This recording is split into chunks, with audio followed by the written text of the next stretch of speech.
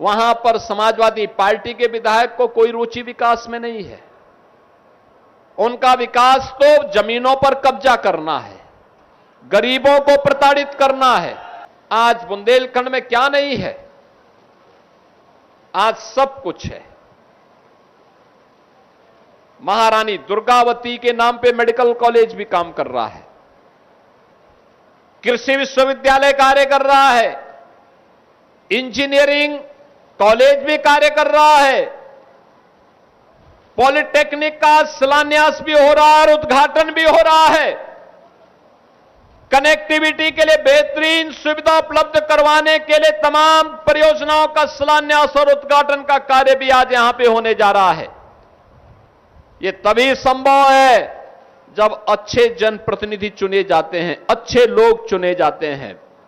अगर भूमाफिया और कोई डकैत चुनाव जीत करके जाएगा तो जीतने के बाद वह व्यापारी का तो अपहरण करेगा ही, सम्मानित लोगों की जमीनों पर भी कब्जा करेगा, गरीबों को भी उजाड़ेगा और साथ साथ जो शासन की योजना गरीबों के लिए है, किसानों के लिए है, नौजवानों के लिए है, उस पर भी शासन में बैठ करके डकैती डालने का काम करेगा।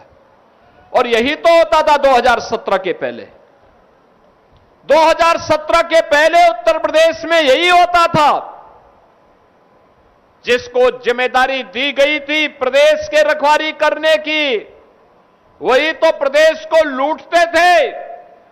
गरीब को अन्न नहीं मिलता था, गरीब को उज्ज्वला योजना का कनेक्शन नहीं मिलता था, गरीब के लिए आयुष्मान भारत की 5 लाख रुपए की स्वास्थ्य बीमा की सुविधा भी नहीं थी, गरीब के लिए आवास योजना भी नहीं थी।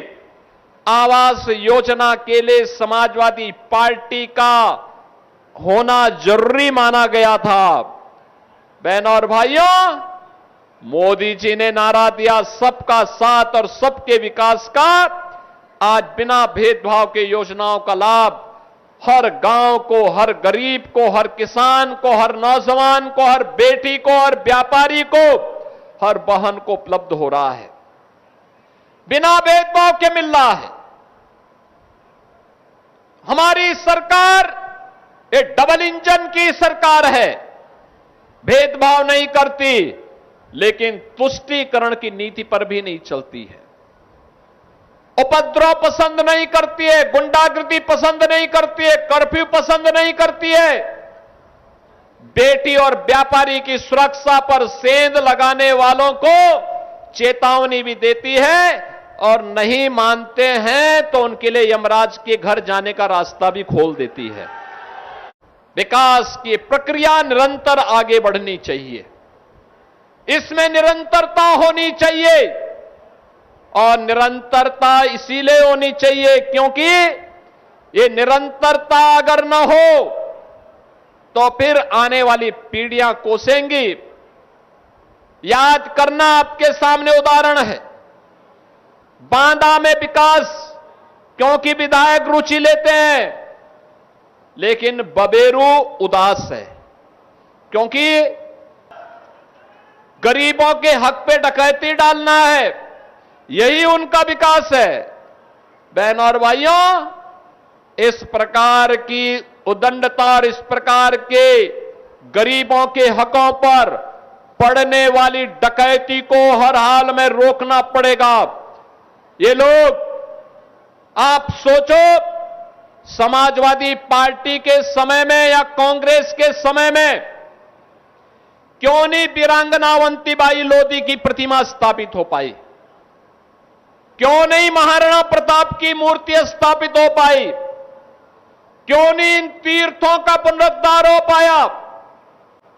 क्यों नहीं मंदिरों के सुंदरीकरण का कार्य हो पाया?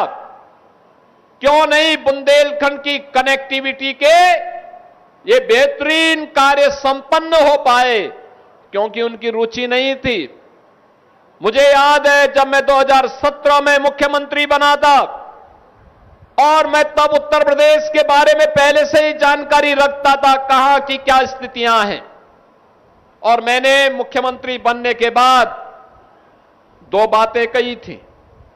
मैंने कहा था इलीगल स्लॉटरिंग पूरी तरह बंद होगी, और तब फिर मैंने कहा था कि गरीबों की जमीनों पर, सार्वजनिक जमीनों पर, व्यापारियों की संपत्तियों पर अगर किसी माफिया ने कब्जा किया है, अगले 24 घंटे के अंदर खाली कर दें, और नहीं खाली करेंगे तो हमें खाली करवाना आता है।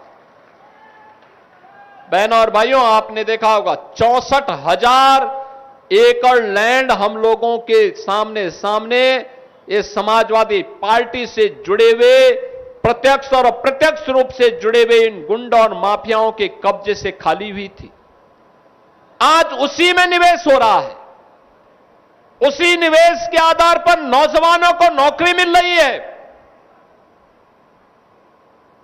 नौजवान अब प्लान नहीं कर रहा है।